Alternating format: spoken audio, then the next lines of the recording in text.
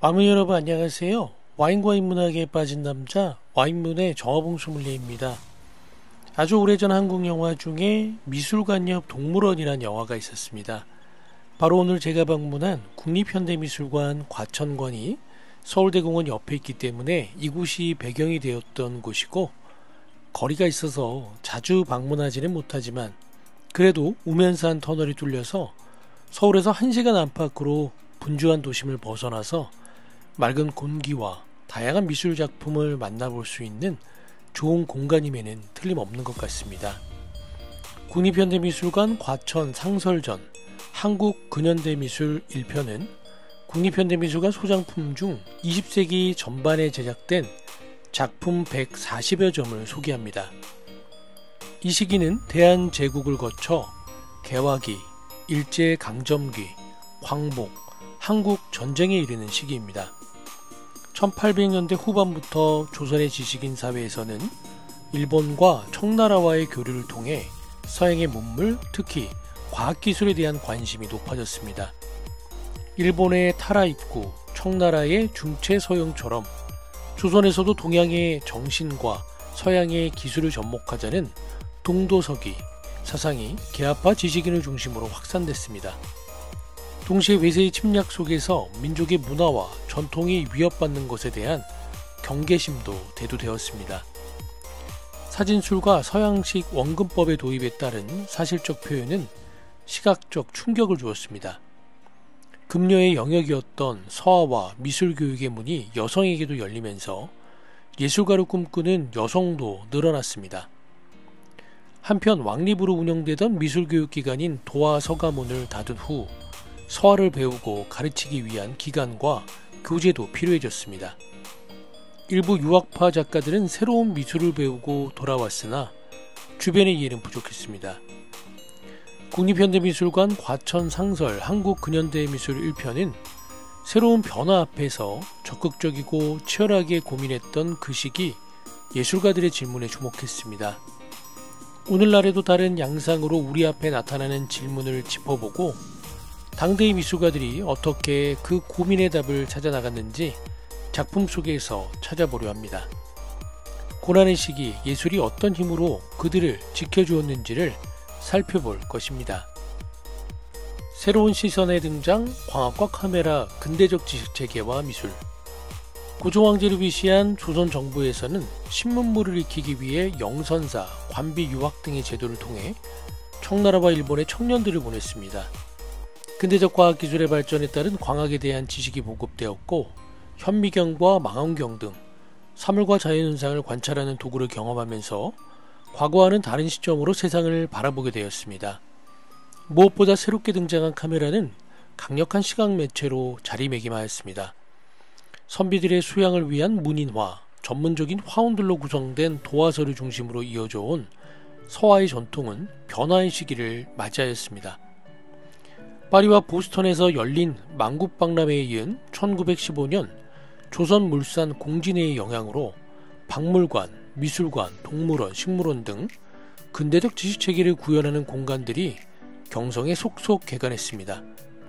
창경궁 내의 동물원은 당대의 화가들에게도 여러 종의 동물을 관람하고 탐구할 수 있는 공간이었습니다.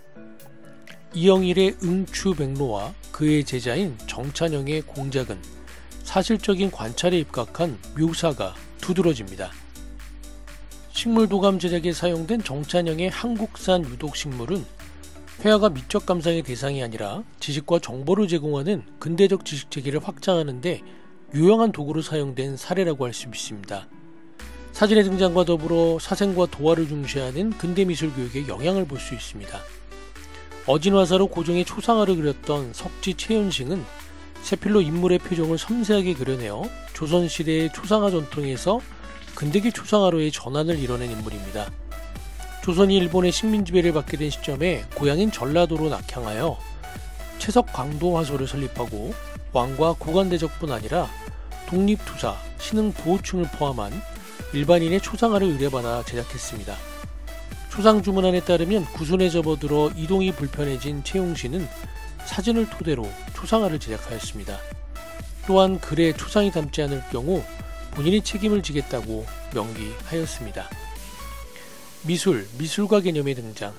20세기 초 조선의 미술계는 변화를 시도한 근대 서화뿐 아니라 19세기 이전의 고전주의와 사실주의, 20세기 초의 인상주의와 야수파 등 여러 사조가 혼재했습니다.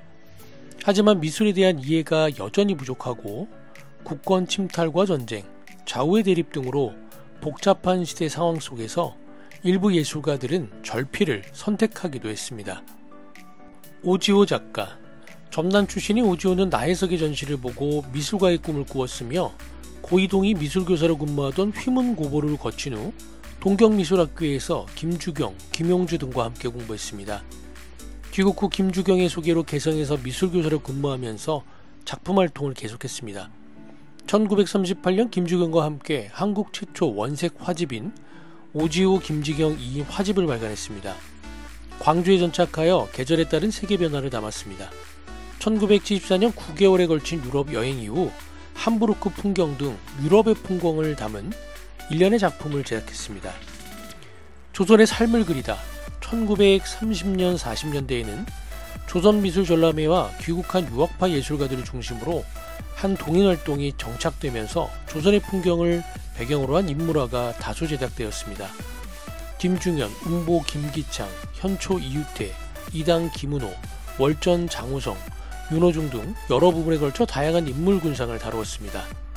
선전을 비롯한 공모전 출품작에는 초가집, 장독대, 아이를 입은 여자, 기생 등 특정한 소재가 자주 등장합니다. 이는 채색화, 군상, 사실적 묘사에 입각한 구상작품이 상대적으로 심사위원의 시선을 끌었으며 선전의 1930년대 후반 수상작 선정 기준에 지방색이 중시된 점에서 원인을 찾아볼 수 있습니다. 제도사로 일하며 독학으로 미술을 익힌 김중현은 농악대, 무녀, 부녀자의 모습 등 전통적인 풍습을 집중적으로 묘사했습니다. 김중현의 춘향, 장우성의 귀목처럼 농촌의 목가적인 분위기를 담은 회화가 다수 등장했는데 이는 조선의 이미지를 제약한다는 비판의 대상이 되기도 했습니다.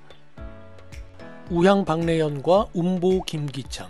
가사와 화업을 병행하는 것은 오늘날의 예술가들에게도 쉽지 않은 과제입니다.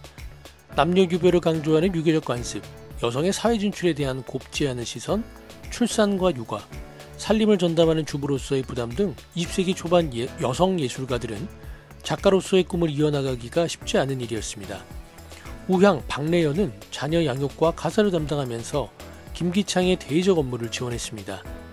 운보 김기창은 청각장애라는 어려움 속에서 예술가의 길을 걸으면서 지속적으로 작업 영역을 넓혀왔습니다.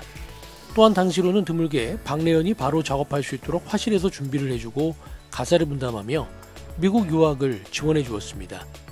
김기창과 박래연은 예술가로서의 서로의 활동을 존중하면서 박래연이 타계하기 전까지 부부전을 꾸준히 개최하며 활동했습니다. 서화미술회에서 수목화로 인물, 화조, 산수화를 두루 제작했던 김기창은 섬세한 채색화로 인물화를 제작 발표했습니다. 일본 동경 여자미술학교에서 공부한 박래연도 초기에는 인물을 생생하게 묘사하는 구상적인 인물화에서 형태가 해체된 형태의 실험기를 거친 후 추상화된 형상으로 작업 세계를 확장했습니다. 폐허 위에서 한국전쟁과 조형실험. 한국전쟁은 국토분당 이상의 영향을 끼쳤습니다. 전쟁의 충격으로 인한 심리적 트라우마, 경제적 빈곤, 첨예한 이념 대립으로 인한 정치적 억압 등 복잡 다단한 사회의 상황 속에서 전후의 예술은 다양한 양상으로 전개되었습니다. 김도환의 야전병원, 이응노의 재건 현장, 임응식의 사진 연작은 전쟁의 참상을 사실적으로 기록하고 역사에 남기려는 의지를 반영합니다. 이철희의 학살은 작가가 직접 목격한 참상을 단순한 형상과 강렬한 색조로 표현한 작품입니다. 오정욱의 미망인도 뼈만 남은 듯한 추상화된 형태가 전쟁 이후의 허물을 연상시킵니다. 임응식의 남옥, 김병기의 가로수, 김정령의 작품 58-3은 폐허 위 겨울나무의 비장함을 표현하고 있습니다. 폐허 위에서 가족을 그리며 식민 지배와 전쟁, 분단 등의 역사적 질곡 속에서 혈연에 기반한 강력한 가족 중심 문화는 경제적 심리적 재기의 강력한 원동력으로 작동했습니다. 수유 중인 어머니와 아기를 표현한 변영원의 모자, 어린 손주를 등 뒤에서 감싸는 박수근의 할아버지와 손자 등 험난한 세상에서 연약한 존재를 지켜주는 든든하고 따뜻한 가족의 모습을 담고 있습니다. 국립현대미술관은 서울관, 덕수궁, 과천관을 통해서 그동안 소장한 작품들로 상설기획 전시를 2025년 올해 처음으로 동시에 진행하고 있습니다. 국립현대미술관 서울관은 한국현대미술 하이라이트를 주제로 전시가 진행되고 있으며, 덕수궁미술관은 초현실주의와 한국 근대미술을 주제로, 그리고 마지막으로 국립현대미술관 과천관은 한국 근현대미술을 시리즈로 진행하고 있습니다. 모든 전시를 둘러보고 와인문 채널을 통해서 소개시켜드리고 있는데요. 물론 저도 이제서야 우리나라의 근현대미술의 작품들과 그 시대를 치열하게 살아냈던 많은 예술가들을 만나게 되었습니다. 그동안 서양미술사와 관련된 작가들과 작품만 관심있게 살펴보았는데, 이번 기획 산설 전시로 우리나라의 예술가들과 작품들을 체계적으로 만나볼 수 있어서 우리의 지나온 시간을 깊이 있는 시각으로 바라보게 된 것 같습니다. 오랜만에 방문해본 과천관은 변함없이 야외의 많은 조각 작품들과 입구의 천재성으로 미디어 아트 분야를 개척한 백남주 작가님의 거대한 작품을 만나볼 수 있어서 꼭 한번 방문해 보시기를 추천드립니다. 와인과 인문학에 빠진 남자, 와인문의 정화봉 소믈리에였습니다.